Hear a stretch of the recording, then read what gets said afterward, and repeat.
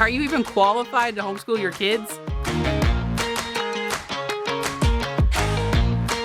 Another answer to this question, and this one is my favorite, for those of you who haven't followed the channel for long, I worked at a homeschool curriculum company for 5 years in the office and 5 more years out at homeschool conventions.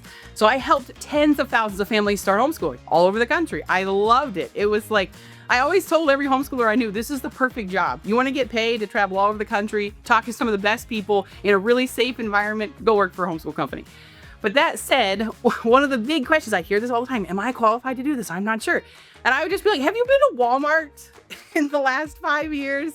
If you've been to Walmart, you know what we're up against. Okay, that's who you're competing with. Can you do a better job than the crowd that you see when you go out in public, when you look at the woke, insane lunacy that's happening, when you see the number of grievously harmful stories, horrible stories coming out of these school systems of teachers abusing students. And this isn't a rare thing. It used to make the news when this rare thing happened.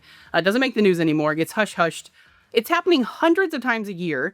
Teachers or school staff are abusing children. That's happening, okay? Illiteracy is off the charts. Inability to balance a checkbook, inability to get out of bed, inability to show up on time, sober and on no substances. Just these are some basics that if you can get that for your kids, they can read English, at near grade level. I mean, there are whole states where only 46% of their high school graduates can read on their grade level.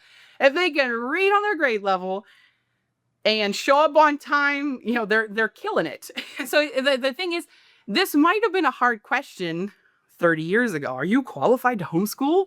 It's like, well, thanks for lowering the bar so low that absolutely anybody could do better. I mean, come on. And so it's almost, this is why I would always just say, well, have you been to Walmart? Like, that's who you're competing with in the educational, realm. Is like, that's what you're up against, this lowest common denominator, what the professionals are doing. And like I think it was North Carolina, they're now allowing substitute teachers to not even have a high school diploma.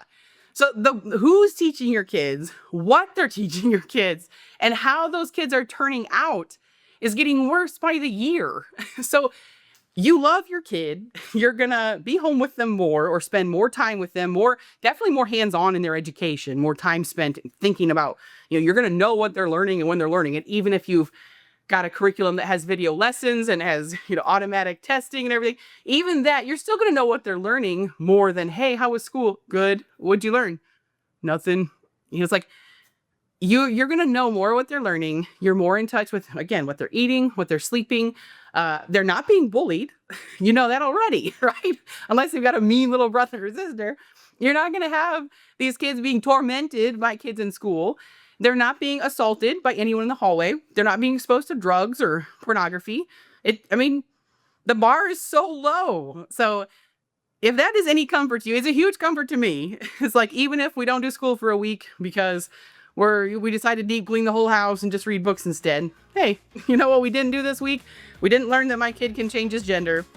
We didn't learn that, we all come from ooze and we're nothing but advanced animals made of stardust or nothing. We're not really sure what. Anything. Pick your, could be dirt, could be stardust, could be somewhere in the middle.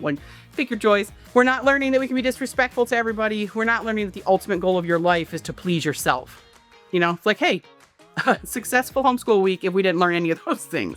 And they've just lowered the bar so far.